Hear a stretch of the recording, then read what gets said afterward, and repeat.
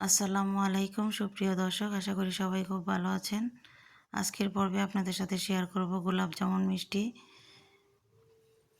খুব অল্প উপকরণে ঘরে থাকা কিছু সাধারণ উপকরণ দিয়ে মিষ্টি তৈরি করা যায়। তাহলে চলুন আমরা মিষ্টি তৈরির মূল রেসিপিতে চলে যাই। মিষ্টি তৈরি করার জন্য আমি এখানে 2টা ডিম নিয়েছি, আর এখানে দিয়েছি 2 চা চামচ চিনি, আর দিয়ে দিচ্ছি 1 টেবিল চামচ সয়াবিন তেল। চাইলে আপনারা গলানো বাটারও 1 টেবিল চামচ দিতে পারবেন। 2 চা চামচ পানি দিয়েছি।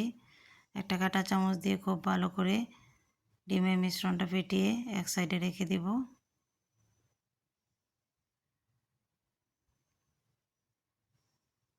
এদিকে আমি মেজারমেন্ট কাপের 1 কাপ ফুল ক্রিম পাউডার দুধ নিয়েছি, আর হাফ কাপ ময়দা নিয়েছি।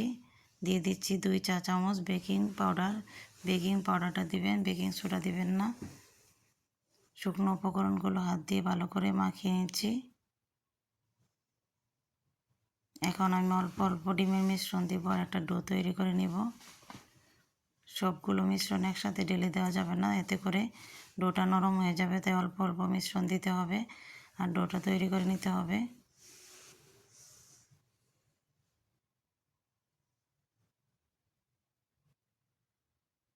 এখানে আমি 1 চা চামচ ঘি দিয়ে দিচ্ছি। আমার এখানে 1.5টা ডিমের মিশ্রণ লেগেছে আর হাফ ডিমের মিশ্রণ থেকে গিয়েছে। ডোটাকে মসৃণ করে 10 মিনিটের জন্য রেস্টে রেখে দিব। আর এদিকে আমি একটা চিনি শিরা করে নেব, তাই একটা ডেক্সিতে 1.5 কাপ চিনি দিয়েছি, আর দিয়ে দিচ্ছি 3 কাপ পানি। 1.5 কাপ চিনির জন্য 3 কাপ পানি দিতে হবে। চিনি যতটুকু নেবেন তার ডবল পানি দিবেন। এখন আমি চুলার জালটা অন করে দিয়েছি। পানির সাথে চিনিটা ভালো করে মিশিয়ে নিচ্ছি। এখানে 1 তার 2 তার হবে না, শুধু বলক আসলেই আমি শিরাটা নামিয়ে নিব। এদিকে আমি মিষ্টিগুলো বানিয়ে নিচ্ছি।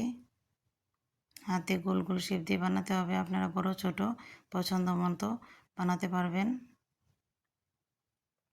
আমার 1 কাপ দুধ থেকে 15টা মিষ্টি হয়েছে। এখন চুলায় একটা ফ্রাই প্যান দিয়ে পরিমাণ মতো তেল দিয়েছি মিষ্টিগুলো ভেজে নেওয়ার জন্য। এদিকে চিনি শিরাটা হয়ে গিয়েছে, চুলার জালটা অফ করে দিচ্ছি। তেলটা এমনভাবে গরম হবে কিছুক্ষণ আঙুল ডুবিয়ে রাখা যাবে। এরকম গরম হলেই আমি মিষ্টিগুলো দিয়ে দিব। খুব বেশি তেল গরম করা যাবে না, এতে করে মিষ্টির উপরে খুব তাড়াতাড়ি কালার চলে আসবে, ভিতর থেকে কুক হবে না। হাতল ধরে একটু নেড়ে চেড়ে দিচ্ছি। মিষ্টিগুলোকে আমি উল্টে পাল্টে গোল্ডেন ব্রাউনের চেয়ে কড়া করে ভেজে নিব।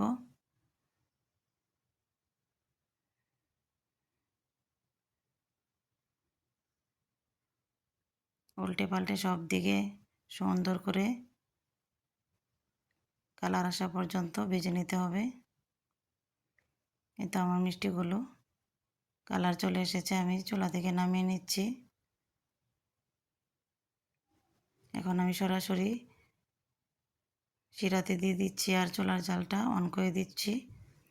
মিষ্টিগুলো আমি 10 মিনিট ভাপিয়ে নেব চিনি শিরাতে। এতে করে মিষ্টিটা ফুলে ডবল হয়ে যাবে এবং মিষ্টিটা চিনি শিরা শোষণ করে নেবে। এই তো আমার মিষ্টিগুলো ফুলে ডবল হয়ে গিয়েছে এবং ভালোভাবে কুক হয়েছে। এখন চুলা থেকে নামিয়ে একটা বাটিতে নিয়ে সারা রাতের জন্য রেখে দিচ্ছি। ফিরে আসছি পরদিন সকালবেলা। আমার মিষ্টিগুলো খুব সুন্দরভাবে শিরা টেনে নিয়েছে। আপনারা বাসায় অবশ্যই রেসিপিটি ট্রাই করবেন, আশা করি ভালো লাগবে।